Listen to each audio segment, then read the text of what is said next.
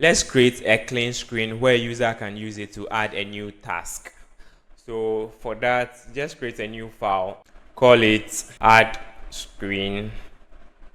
So you create your composable, you call it add screen preview. Use column, the modifier.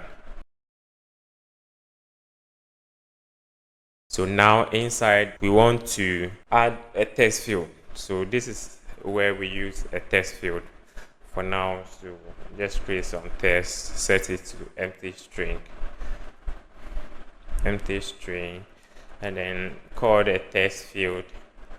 We pass the value is equal to text, and then the on value change we pass the 8 this way, and then let's come here. So this is how it looks, and then let's add some labels so that we know what the person is entering. So let's add some spacer.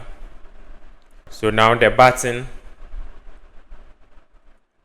then let's pass a text.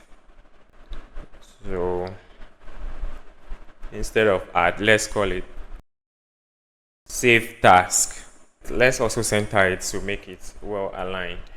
Horizontal alignment. I think let me center it too. So we'll improve on the UI as we go. Let's connect the states and then the navigation in the next episode. Like the video and subscribe to the channel. Thank you.